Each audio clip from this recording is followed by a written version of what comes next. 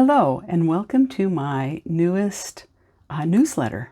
I hope that you had a good week, and that if you're like us in the U.S. and celebrated Thanksgiving, that you had a lovely holiday. We were fortunate that our youngest son moved into a house that is large enough he could host this year. And it was so fun. There was a little bit of illness, so one son and his kids couldn't attend, but our oldest son has volunteered, and his family's volunteered to do Christmas Eve at their house. This is such a lovely release for me. I have a hard time. I have arthritis in my back, and when I have to stand for long periods in the same place like you do when you're cooking, it creates spasms in my back. And so cooking for a large group is just becomes so difficult. When we moved into our new house 6 years ago, the idea was, we downsized. The idea was is that one of the kids would start hosting. But the problem is that we have kids in two different valleys and we're the center point. And so we still have tended to be the family gathering place. It's nice that things have increased at least well enough that people are willing to make the drive for the little longer distance there, because we have a big enough yard that we can host outdoor nice weather activities, but it gets really cramped in our living room when we have too many people trying to gather. But aside from that, on the fifth week from my newsletter, I get to talk about whatever I want. And I have been working a lot this week in making my different books wide. I've discussed this before. Wide means that my books are no longer in Kindle Unlimited. The only exception for that is the Huckleberry Falls series. All the other books are now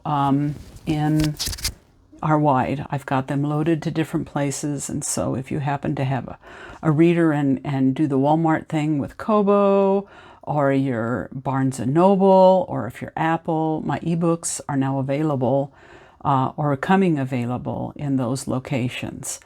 And like I said, I have some promos scheduled in December for Mary and the Gentleman, and that is why the Huckleberry Falls series isn't yet fully out of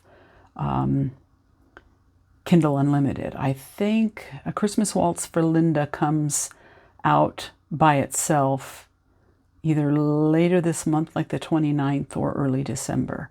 So if you have Kindle Unlimited and you haven't grabbed it yet, you should grab it.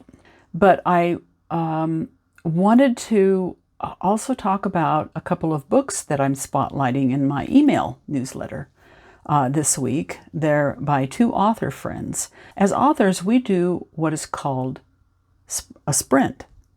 And what it is, it can be a writing sprint, an editing sprint.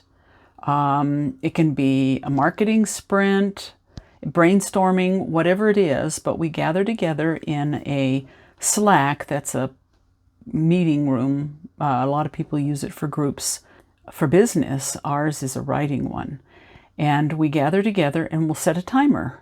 And during that time period, we try to focus our attention on as much as we can on whatever the task is that we're working on. For me, I have a tendency to do like the NaNoWriMo kind of thing, where I try to crank out a lot of words all at once, and then I go back and kind of mold it. The way I would compare my writing style is I spend the first draft telling myself the story. I'm considered a pantser, a discovery writer.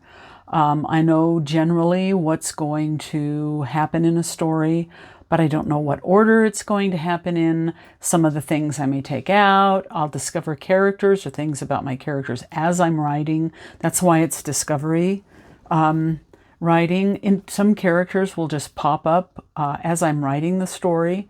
And so my first drafts have a tendency to be kind of messy because I'm still figuring out the plot, what's going to happen. I will then, in subsequent drafts, for me, editing is when the real writing takes place. So I spend an awful lot of time writing because I can do the first draft fairly quickly.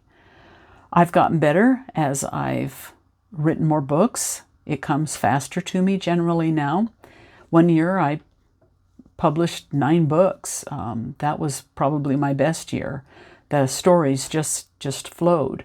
That was the Lilac City series and the Billionaires of Wrecked series.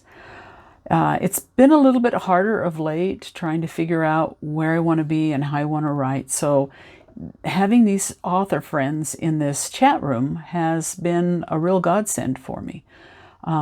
We also very often will brainstorm with them. They're the ones who are most likely to see a first rendition of a cover, and we give feedback to each other for that.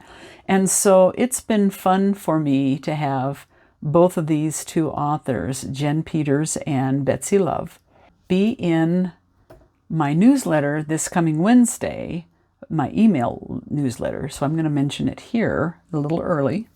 But they both have new releases, and I have been with them as they've brainstormed and worked through. I'm familiar with the stories. As for Jen, I was actually a beta reader for her story, so I'm very, very familiar with that one. I'm about to read Betsy's. It's when I finish the book I'm currently on. It's on my next to be read list. But anyway, so Jen's is called Rescuing the Rancher. And if you are familiar with her books at all, she has a cowboy series, The Black Rock Ranch, that's set in Colorado. And I don't know, is this the 4th or the 5th book maybe in the series? And Seth is a brother who went off. I mean, he grew up on the ranch. He's definitely a rancher. He knows how to do it all. But he joined the Army. Unfortunately, he wasn't injured while technically active duty. He was in a truck that was in, or a vehicle that was in an accident, and he lost an arm. So this is his story of having to find himself again, minus an arm. And the book really highlights very powerfully what happens when somebody we get used to being able to do things with both our hands. And so it's like, what do you do if one of those is gone? Simple things like tying your shoelaces. He was a rancher. How do you do ranching things? How many things do you do on a ranch that require both hands? Well, for obvious reasons, you have to get real clever. But anyway, it's a compelling story, and a couple of other characters are introduced. The female love interest, Riley, and her brother, Tank. Awesome, awesome people. Just love them to death. And I thoroughly enjoyed the story, and I think you will too. So I think you'll want to search it out. I'll provide a link in the description. The other book is by Betsy Love. And Betsy has the most fun, quirky sense of humor ever.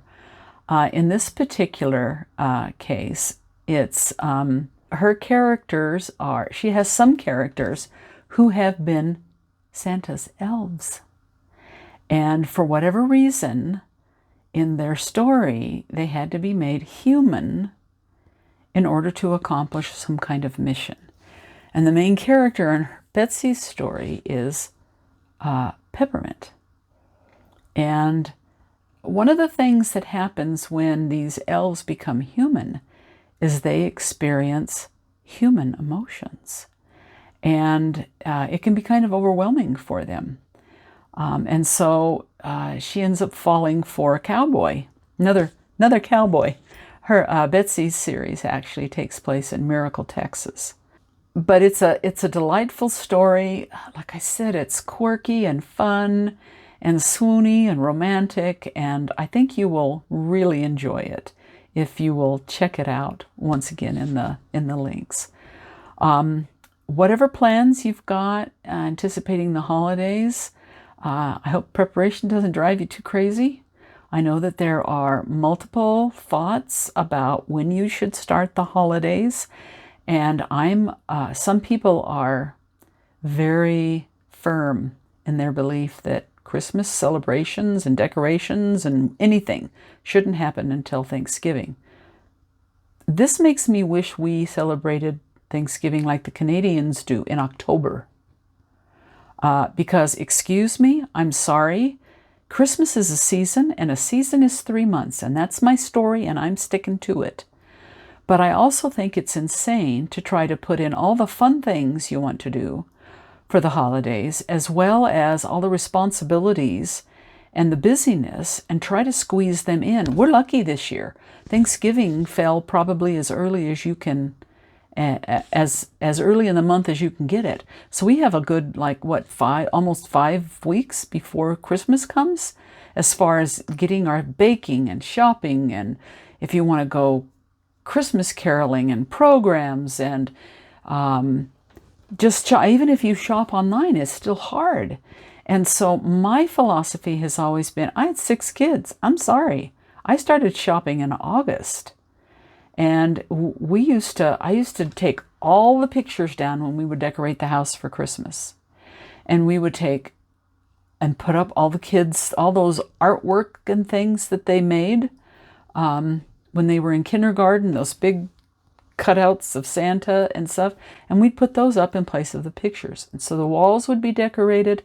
My mom had a thing about hanging stars or different things hanging from the ceiling.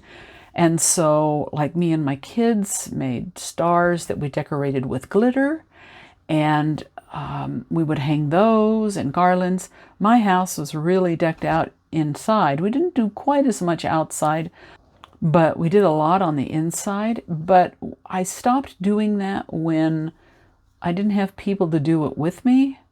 The kids, hubby's willing to help, but he's really not into it that much.